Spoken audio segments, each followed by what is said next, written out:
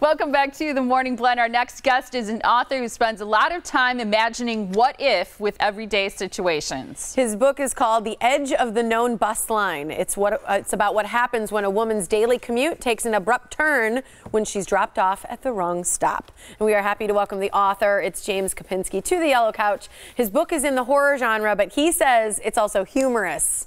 So we got to learn a little bit more about this. Welcome to The Morning Blend. Hi. And here's his book. Do you call it a short story? It's a novella, so it's not quite a thick, sort of sprawling novel, but yeah. It's a cute size. Look at it. I like it. Yeah.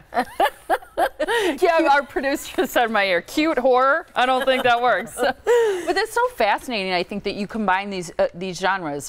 What made you think you could pull off humor within a horror story? Yeah, well, I think humor can be a very sort of useful tool for getting people to engage with uncomfortable subject matter. It's sort of like it relieves the tension periodically, so you're not just sort of swimming in that sort of icky feeling. Fear, yeah. Yeah. So yeah, it really sort of gets people to engage with concepts and subject matter you wouldn't normally want to engage with. And I think that's sort of the beauty of horror in general. You know, we don't spend our days kind of thinking about death and violence, for good reason. But if you can have an honest sort of moment where you kind of embrace that and think about it, you can get some kind of personal insights, about yourself. And I think it can be a useful tool. Horror plus, humor as that release valve is a great.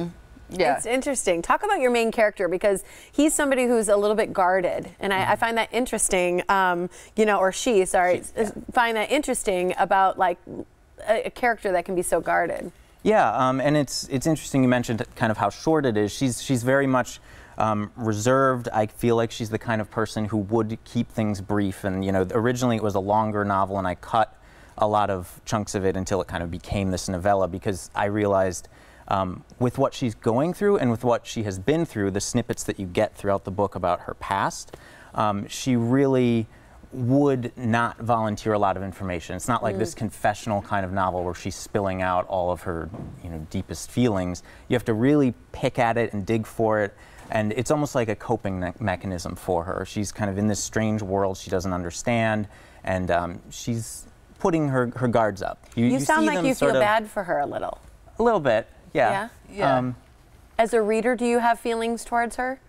Yeah, I wouldn't say I feel bad. I do.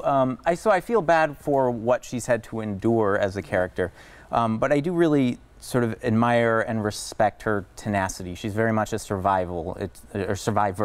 She's fighting throughout this to keep her head above water, and that takes a lot of strength, I think. I know you work at a college. You originally from Milwaukee, moved to Portland, but you in the past taught film studies. And I wonder, you think of horror so often being horror films. Do you draw some inspiration from that part of your past? Yes, yeah. When I was going through the final kind of polish and editing of this manuscript, I was teaching film studies as an associate faculty, and I found myself kind of pulling from not necessarily the themes of horror films, but the pacing and the kind of propensity for kind of action, and keeping a lot of those other things in the subtext, so that you're mostly just seeing this kind of quick succession of moments on screen.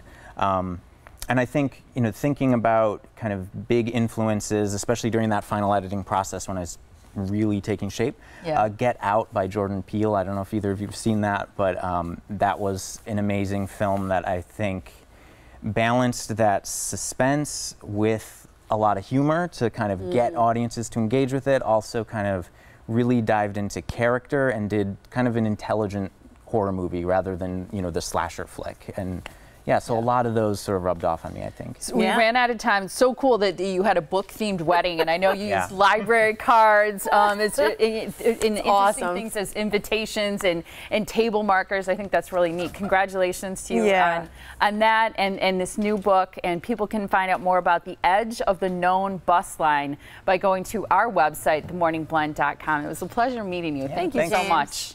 Appreciate it.